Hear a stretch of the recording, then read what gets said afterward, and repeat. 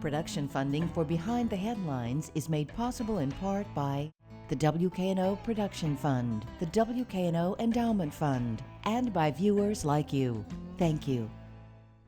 New perspectives on the Memphis-Shelby County Schools Board tonight on Behind the Headlines.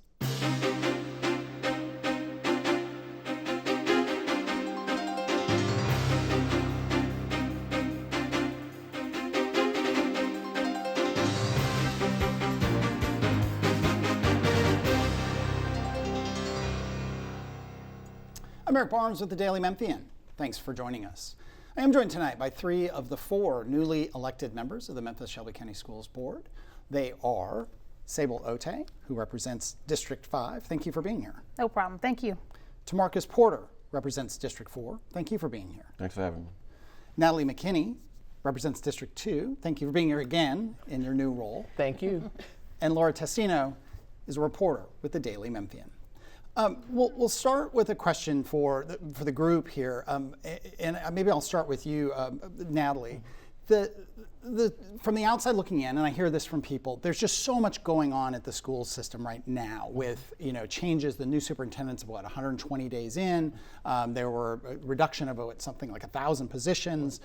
Started the year with hundreds of teacher shortages. There's talk of school closures and there's just so much going on. And again, my question for you and for everyone will be, is this a sign of things are not good at Memphis-Shelby County Schools, or is this just a byproduct of change with the new administration, or some of both? I think it's right now, 2 days in. Yeah. I can say the latter of the two, which is it's change and things are happening, and when you have change, things may fall through the cracks, or it's just going to be different, right? So I think we need to really focus on how we can support the superintendent and how, as a board, we can build that strategic plan and vision so that we can make sure we tailor any of the remaining changes to be focused, laser focused on making sure we are grounded in student growth and achievement. Let me turn to you, Tamarcus. I mean, and I'll also say, was your desire in running for this position one of I'm concerned about where the schools are, or I like where the schools are, I want to have a say in it? And again, all the change that's going on with the new superintendent, is that a sign of trouble or of necessary change? I think it's all of it. And so me wanting to run for school board, I definitely wanted to have a seat at the table to be in a decision-making process for our children. But like my colleague said, once you get new leadership, new changes, so sometimes it's kind of hard to adjust. But definitely we have to set the goals. First of all, we have to set the goals for the school board. We have specific goals that we need to meet and that we have to set, and just set the overall vision for the school district. So yes, we want to support the superintendent, and so our job is to have a great, closely working relationship with her. And so just set a vision for the district and going forward, and try to get more people to follow on their plan. All right, and same question to you, Sable. I mean, again, and let's frame it around, you are just newly elected, newly appointed, sworn in, I should say. And what drove you to do this, and what did you see in the school system that you wanted to change, improve, support? Absolutely. Of course, I graduated from the mighty East High School, so I went to school here. My kids currently go to school within the district. There were a lot of things that I saw that I wanted to take part in, especially with me having 3 younger boys. And so we definitely need to make sure that we're focused on academic achievement. That's our biggest gap that we actually have. We're focused on workforce development. Our children are our future. So I wanted to be able to take part in that. And so to relate back to your question, our colleagues, they've both said it, just learning our roles, figuring out how we can build that working relationship with the superintendent so that we can make sure we're bringing forth our vision and our goals to fruition for the betterment of our community and our students. All right, let me bring Laura in. Mm-hmm. Sure. As one of the final actions of the outgoing board, a resolution was passed that gives a proposed timeline for evaluating Superintendent Marie Figgins. As part of that, there was a proposal to have a strategic plan developed for the district as soon as the end of September. I would like to hear from each of you about how you will recommend, what recommendations you will make for this strategic plan and what you hope to see. Tamarcus, I'll start with you. Well, one of the things I would like to see as far as where is our academic strategic plan? Where are we at the end of her term? Where are we for literacy? and that's the big thing. That's the big thing we talk about in the city a lot is the literacy. So what gains have we made as far as just dealing with literacy? And another thing I would like to see is culture and climate. You know, what is the morale of the district? What is the morale of the employees? And so just kind of getting feedback from them. There's definitely some things that we can input into the strategic plan. And so literacy, culture, and climate is really my biggest thing right now, and deferred maintenance as well. Yeah, okay. So just definitely want to see where we are from how do we get here to how do we finish. Okay. Sable, I'll take you. And just to echo what Tamarcus said, I'm a business owner, so we do everything based off of data. So I think it's fair to say, look at the data.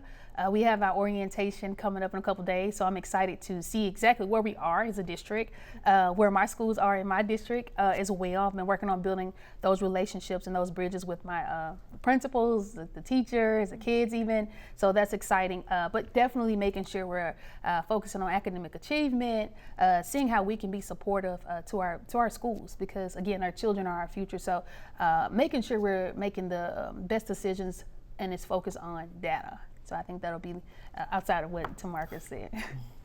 Thank you. Yeah.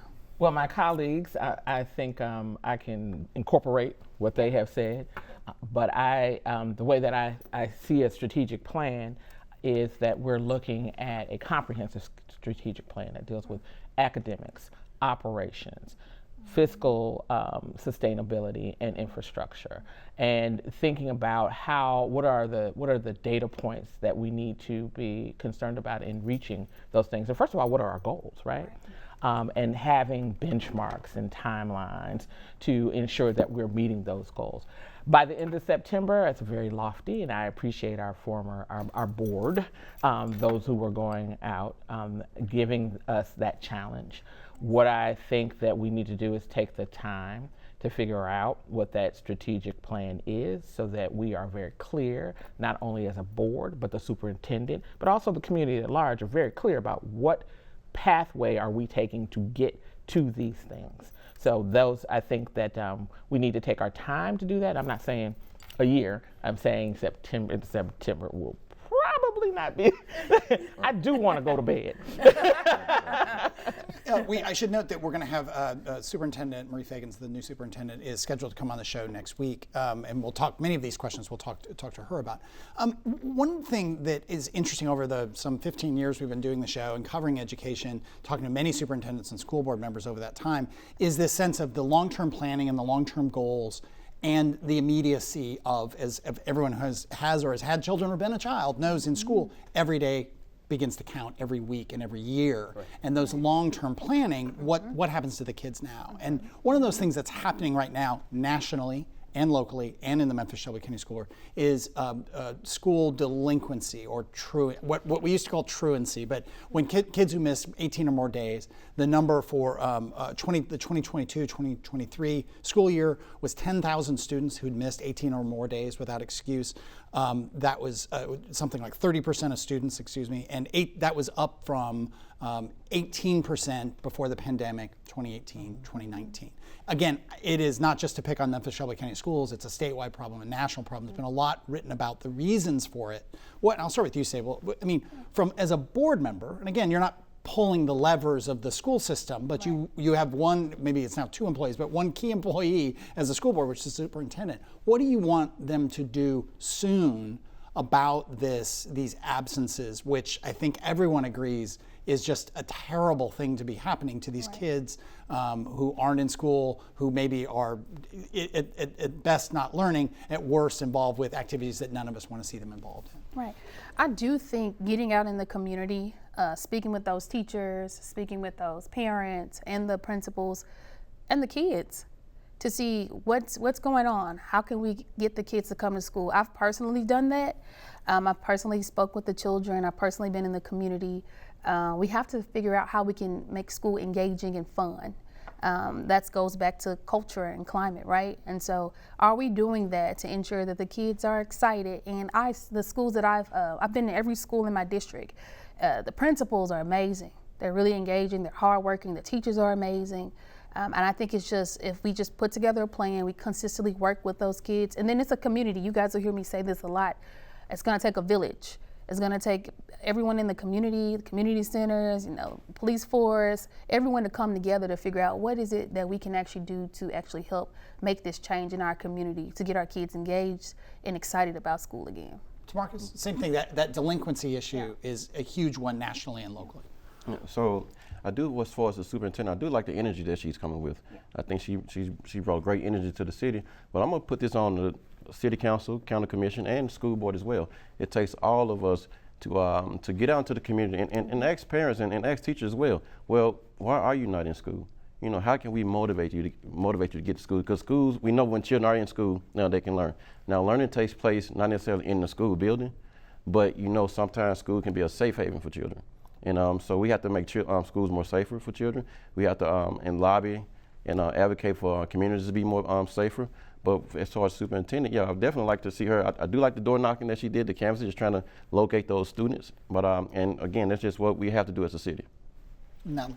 So I want to make sure that we make a distinction for our constituency and for the public in general between chronic absenteeism and truancy. Yeah, please do. So chronic absenteeism is when it's the stat that you gave, the 18 days or more. And that can be for any reason. That could be because they're ill.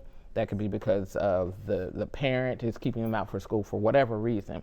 Truancy is where I think a student is intentionally not going to school and remaining out. So I want us to make sure that, so those might be two different things, but with some of the same root causes. So this is where, again, as a school system, we have to remember that we're one system of many. And both of my colleagues talk about the city council, the county commission, but I would challenge our transportation system, our health system, our public safety system, MLGW, all of these different, and our workforce system. I would challenge all of us to think, how do we build a plan that is interconnected and aligned to ensure that, one, we're getting to the root cause, so we're asking the people that are impacted, which are the youth. We need to ask them. Two, we're thinking about asking our teachers as well, because I don't know about the rest of y'all, but we're still operating off of a industrial age education curriculum and style. Our kids, they're babies and got screens in front of them, and we're still trying to stand in front of them and lecture at a desk. So we have to think about, how do we innovate? So I'm thinking, let's start with the impacted folks, and I think that's our youth. And before I go to Laura, let me follow up with you and say, where do parents, in terms of all those parts of you all mentioned parts of the system and reasons and things that have to come together. Parents are obviously a huge part of that. Right, and so it's this big, the dog chasing the tail kind of thing, the catch-22.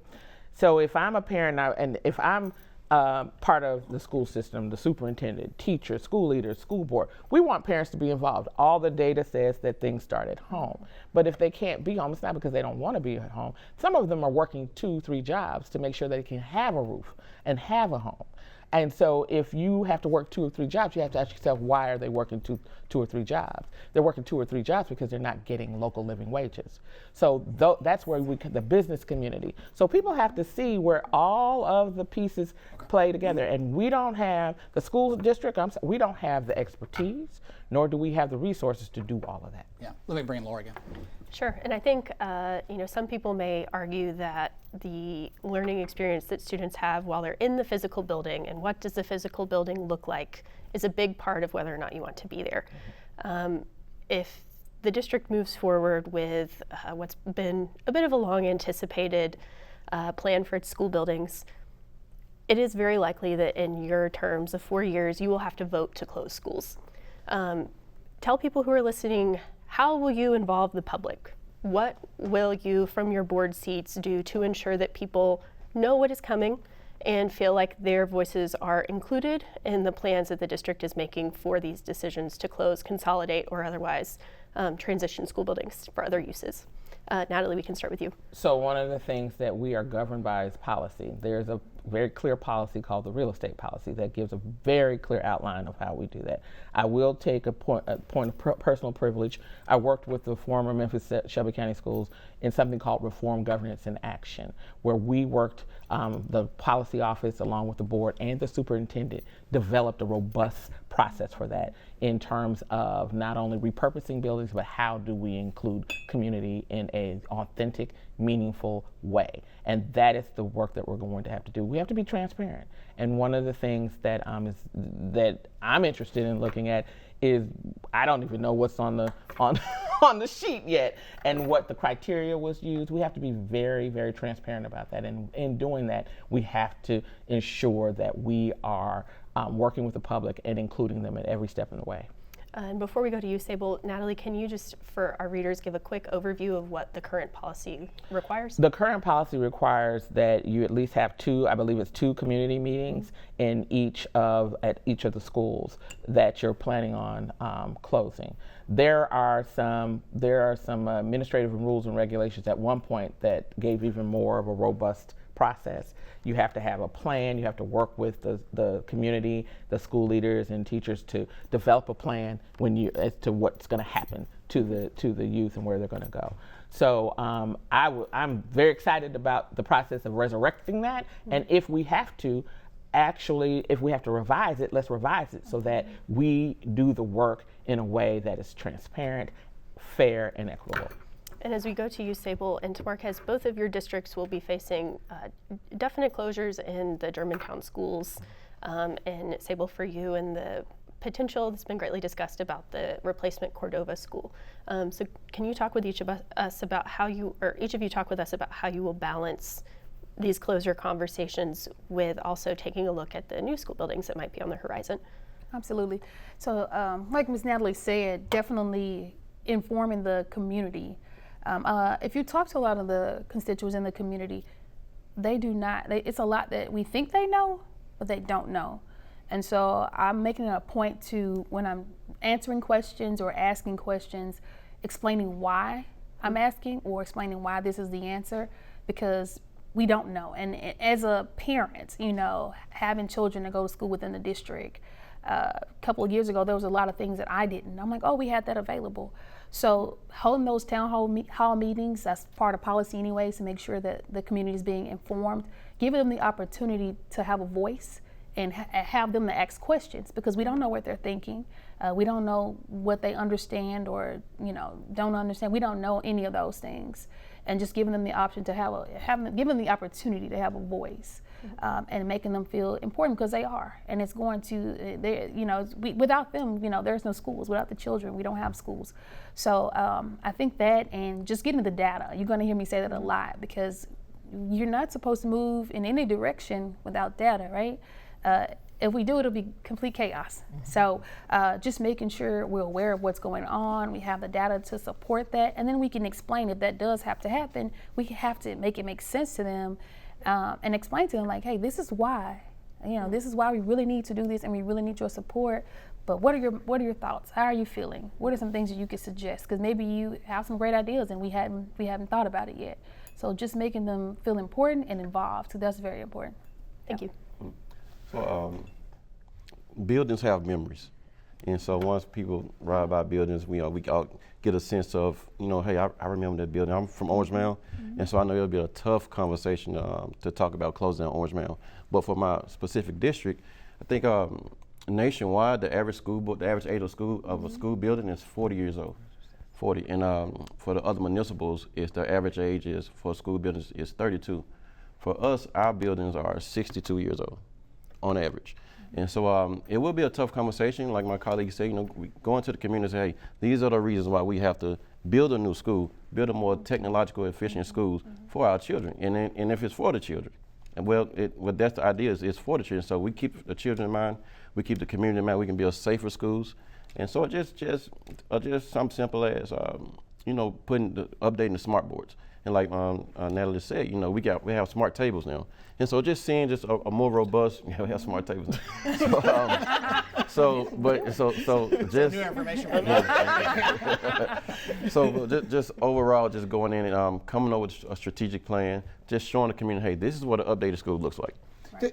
Clarification on the new high schools that have been proposed, one in Fraser, one in Cordova. Is the Cordova one a replacement school, or that's an additional school? It's a replacement school for Germantown High School. For Germantown High School, which was, again, gets to the whole consolidation, deconsolidation. Okay, that was for me. Thank you. About 6 minutes left here, and it is September, early September, as we sit here.